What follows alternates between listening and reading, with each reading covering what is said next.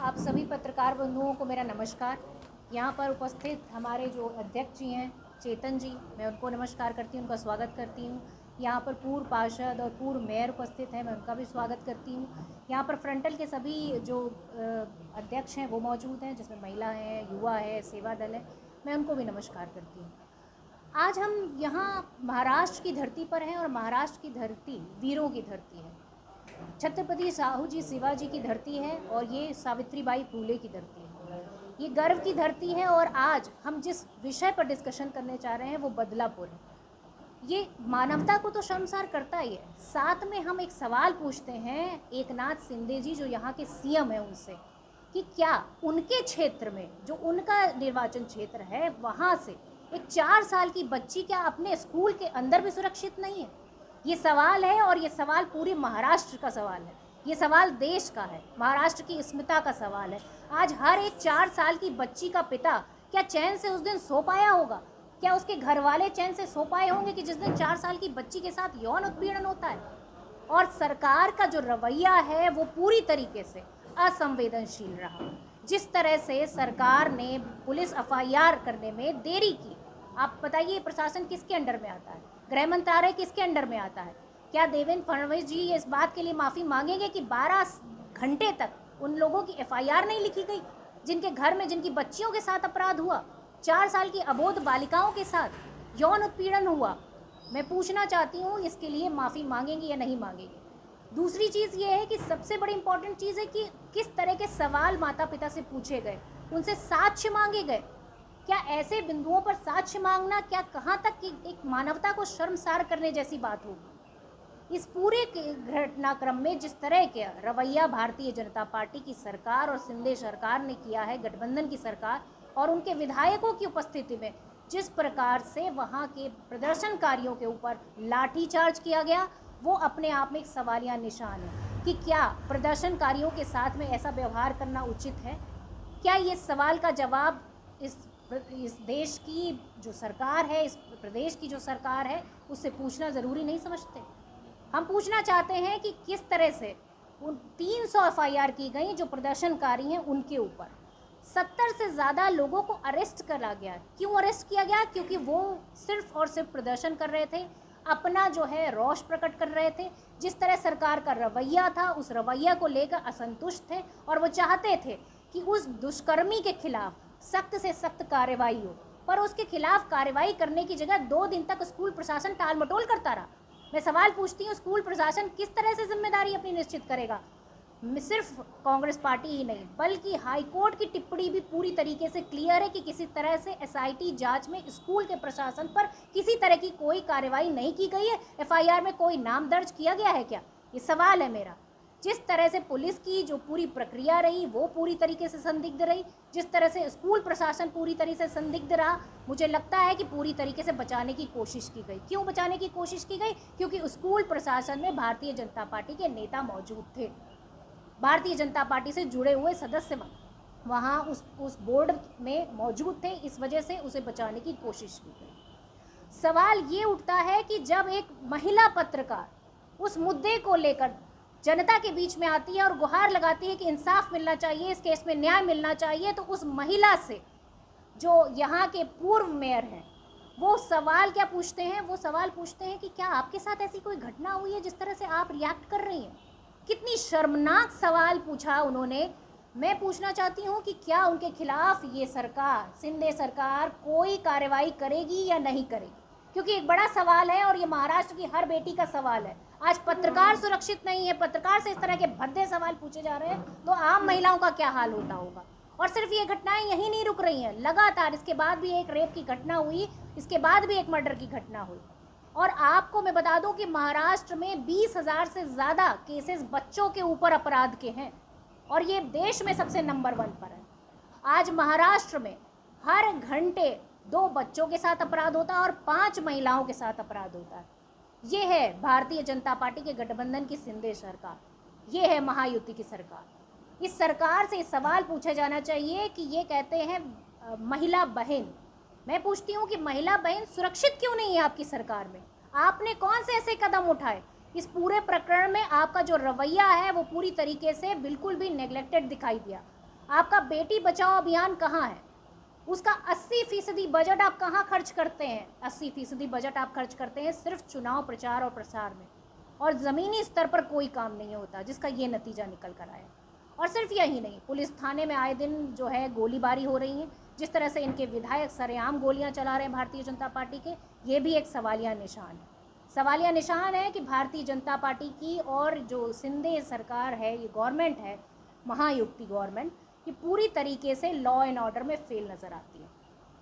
महिलाओं की सुरक्षा के लिए कांग्रेस पार्टी पूरी तरीके से प्रतिबद्ध है, क्योंकि महिला सुरक्षा एक बड़ा और इम्पॉर्टेंट इशू है। जब निर्भया कांड हुआ, उसके बाद निर्भया फंड बनाया गया। निर्भया फंड से महिलाओं की सुरक्षा के लिए कानून बनने चाहिए थे, उनके लिए पूरी तरीके से वो फंड उन्हीं को समर्पित होना चाहिए, पर उस फंड को भी ये लोग खर्च नहीं कर पाए और ज़मीनी स्तर पर कोई काम नहीं कर पाए।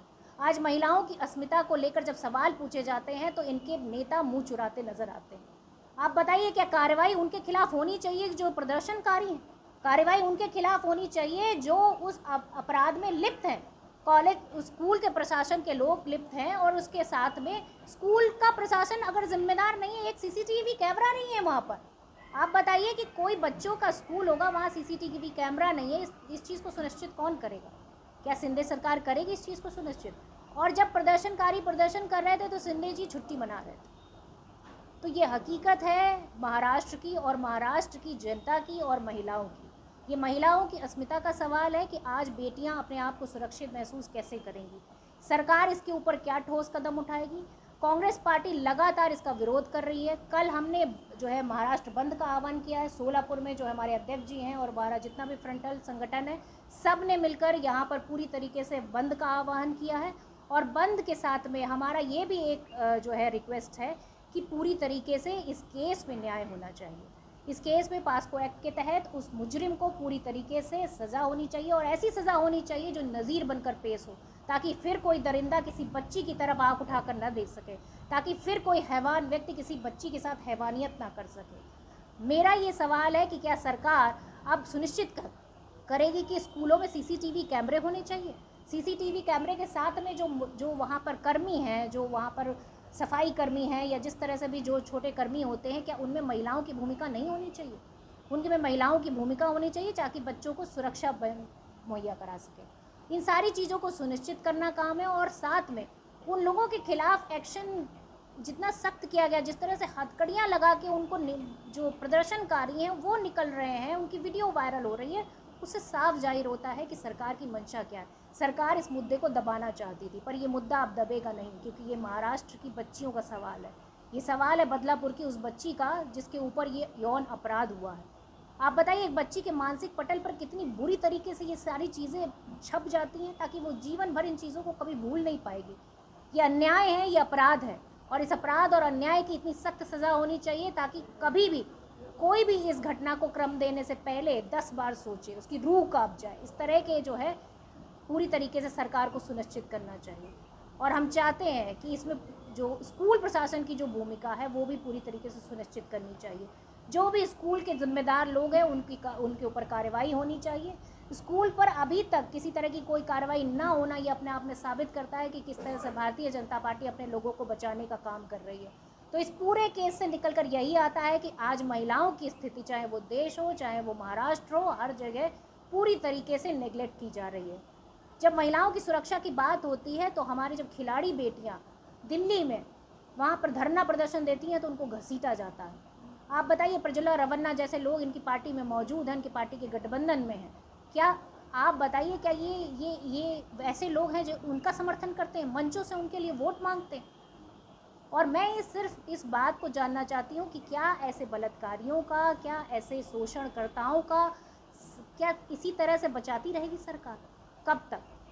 इन बेटियों की स्मिता का सवाल है, इन बेटियों की इज्जत का सवाल है। और आज कांग्रेस पार्टी मांग करती है कि महिला सुरक्षा को लेकर पूरी तरह से सरकार को अलर्ट होना होगा, नहीं तो पूरी तरीके से हम एकजुट होकर इसका विरोध करेंगे। और पूरी पार्टी, चाहे वो जो है गठबंधन हो, हमारा पूरी पार्टी इस महिला सुरक्षा को लेकर पूरा एक बड़ा आंदोलन खड़े करेगी। और इसके लिए पूरी तरह से जिम्मेदारी तय करी जाएगी सरकार की, क्योंकि सरकार जिस तरह से ढीला साजी कर रही है इस केस में, उसे साफ जाहिर होता है कि सरकार कहीं ना कहीं अपने आप को बचाना चाहती है इस केस में। पर हम उनकी जो जिम्मेदारी है उसको भी सुनिश्चित करेंगे। साथ में महिला सुरक्षा हमारे लिए एक बड़ा मुद्दा रहेगा, क्योंकि महाराष्ट्र में चुनाव आने वाले हैं और महिला सुरक्षा एक बड़ा मुद्दा है। इसको लेकर कांग्रेस पार्टी पूरी तरह से सतर्क है और कांग्रेस पार्टी पूरी तरह से प्रतिबद्ध है महिलाओं की सुरक्षा के लिए, और महिला सुरक्षा एक बड़ा मुद्दा इस चुनाव का रहेगा। और मैं इसके साथ में महाराष्ट्र की सभी लोगों को प्रणाम करती हूँ। जय महाराष्ट्र, जय भारत। आपके कुछ सवाल हैं तो आप पूछ सकते हैं। ये जो मुद्दा है जो कांग्रेस के मुद्दे को लेकर दिल्ली से लेकर दिल्ली तक इसको बवाल मचा हुए, खासदार परिणीति शिंदे का ऐसा कहना है कि इस आंदोलन से कुछ नहीं होता, अंगार लगाना देना चाहिए। तो इस तरह के भाषा और इस तरह से कांग्रेस अपनी राजनीतिक रोटी सेक रही है इस आंदोलन को लेकर, बंद करना, फिर इस तरह के बयान आना। आप बताइए, 4 साल की बच्ची है, 4 साल की बच्ची, उनके साथ बलात्कार होना स्कूल के अंदर, क्या आपका खून नहीं खोलेगा? क्या हमारा खून नहीं खोलेगा? क्या महाराष्ट्र के लोगों का खून नहीं खोलेगा? खोलेगा।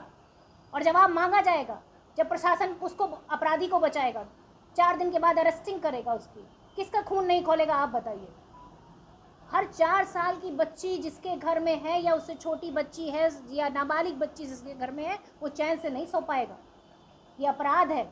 और अगर शिंदे जी की गवर्नमेंट में उनके ही क्षेत्र में अगर बच्चियां सुरक्षित स्कूल में नहीं है तो फिर कहाँ सुरक्षित है, मुझे ये बताइए। माँ बाप अगर एग्रेशन नहीं दिखाएंगे, माँ बाप अगर लाठियाँ खाने के लिए बैठे हुए हैं, तो फिर ये सरकार की गलती है। सरकार कहीं ना कहीं गलत कर रही है। प्रदर्शनकारियों पर कभी लाठी नहीं चलाई गई। निर्भया कांड हुआ था, तभी भी कभी किसी के ऊपर लाठी नहीं चलाई गई, लाखों की भीड़ थी, पर हमने वहाँ सुनिश्चित किया कि हम महिलाओं की सुरक्षा के लिए प्रतिबद्ध हैं। हमने सिंगापुर तक इलाज कराया उसका। तो कांग्रेस पार्टी हमेशा से प्रतिबद्ध है महिलाओं की सुरक्षा के लिए। और एक महिला होने के नाते प्रीति जी ने जो भी महसूस किया होगा, मुझे लगता है कि इतनी वेदना होगी उनके अंदर जो इस तरह की उन्होंने बात करी। और ये वाकई में अगर आप अपने ऊपर रख के देखेंगे तो आपको पता चल जाएगा कि जिसके घर में बच्चियां हैं उसको ऐसी ही फीलिंग आएगी।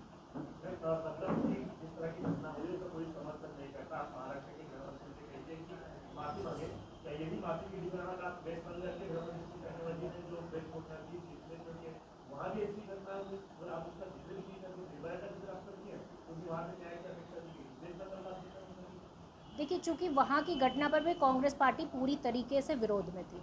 वहाँ की पुलिस प्रशासन और वहाँ की जो सरकार है उसको पूरी तरह से कटघरे में खड़ा किया गया। उसके ऊपर भी पूरी तरीके से ट्वीट किया, चाहे वो आदरणीय राहुल गांधी जी हों, चाहे आदरणीय प्रियंका गांधी जी हों, सभी ने। वहाँ के लोकल पूरे एडमिनिस्ट्रेशन ने, जिस तरह से कांग्रेस पार्टी का जो भी वहाँ नेता है, सब ने विरोध प्रदर्शन किया। बिल्कुल हम उनको कटघरे में खड़ा करते हैं। महिला कहीं बटी हुई नहीं है। अगर महिलाओं पर अपराध होगा, चाहे वो मणिपुर हो, चाहे वो कलकत्ता हो, चाहे वो उत्तर प्रदेश हो, हर महिला के साथ हम खड़े होंगे। हाथरस की घटना हो, चाहे चिन्मयानंद की घटना हो, चाहे कुलदीप सिंह सेंगर की घटना हो, चाहे प्रजुल्ला रमन्ना हो, और चाहे कलकत्ता की घटना हो, कोई भी घटना होगी हम चुप नहीं बैठेंगे। हर महिला, हर बेटी की सुरक्षा कांग्रेस पार्टी की जिम्मेदारी है और कांग्रेस पार्टी इस जिम्मेदारी के लिए पूरी तरह से प्रतिबद्ध है। किसी तरह से पीछे नहीं हटेगी, कोई भी गवर्नमेंट हो। कोई ज़रूरी नहीं है कि ये हमारी गवर्नमेंट है, ये तुम्हारी गवर्नमेंट है। हम सबकी जिम्मेदारी सुनिश्चित करेंगे और सबको करना पड़ेगा महिलाओं की सुरक्षा की जिम्मेदारी सुनिश्चित। हर एक व्यक्ति को, चाहे वो महाराष्ट्र के लोग हों, चाहे वो कलकत्ता के लोग हों, चाहे वो जो है पूरे देश के लोग हों।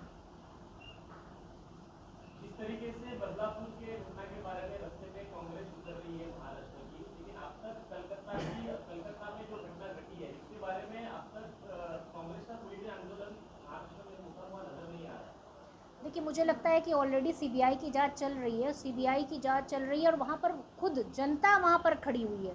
जनता वहाँ पर विरोध प्रदर्शन कर रही है और कांग्रेस पार्टी भी वहाँ पर लगातार प्रदर्शन कर रही है। मैं आपको बता दूँ, कांग्रेस पार्टी पीछे नहीं है उस प्रदर्शन में। वहाँ न्याय मिलना चाहिए और न्याय की उम्मीद की जा रही है। सीबीआई के अंडर में केस चल रहा है और कांग्रेस पार्टी पूरी तरीके से उस पर भी नज़र बनाए हुई है। कहीं भी कोई ऐसा ना सोचे जाए कि किसी को भी बख्शा जाएगा। अगर महिला अपराध होगा तो जिम्मेदारी सुनिश्चित होगी, चाहे वो ममता बनर्जी जी हों, चाहे यहाँ पर एकनाथ शिंदे जी हों, सबकी जिम्मेदारी सुनिश्चित करनी पड़ेगी। क्योंकि ये सवाल आपके मेरे घर के बच्चों का सवाल है, ये सवाल इस देश की बेटियों का सवाल है, ये सवाल महाराष्ट्र और कलकत्ता का सवाल नहीं है साहब। ये सवाल उन बच्चियों का है जो देश की बच्चियां हैं। अगर मणिपुर पे कोई चुप्पी साध लेगा तो तो उससे भी सवाल पूछा जाएगा। हाथरस की घटना से लेकर प्रियंका गांधी और राहुल गांधी ने हाथरस को गए देखा, बदलापुर में राहुल गांधी और प्रियंका गांधी आने वाले हैं, उनके घर पर पहुंचने के लिए परिवार, पीड़ित परिवार की बात। देखिए, सवाल ये है कि क्या भारतीय जनता पार्टी न्याय देने में पूरी तरीके से फेल हो गई है? अगर वो फेल हो गई है तो वो बताए, तो फिर राहुल गांधी जी, प्रियंका गांधी जी पूरी तरीके से अपनी कुर्सी छोड़ें वहाँ पर, हम न्याय देंगे उनको। वो आने वाले के पीड़ित की करते जैसा हाथरस में चले जाते हैं। मैं ये पूछना चाहती हूँ कि न्याय मिलेगा कि नहीं मिलेगा।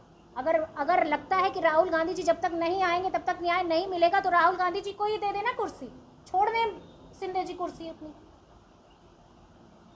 ये सवाल तो सिंधे जी से पूछना पड़ेगा ना। एकनाथ शिंदे जी जो यहाँ के सीएम है, अगर वो न्याय नहीं दे पा रहे हैं या इंतजार कर रहे हैं कि राहुल गांधी जी आए या प्रियंका गांधी जी आए तब वो न्याय देंगे, तो मुझे लगता है कि उनके लिए शर्म की बात है।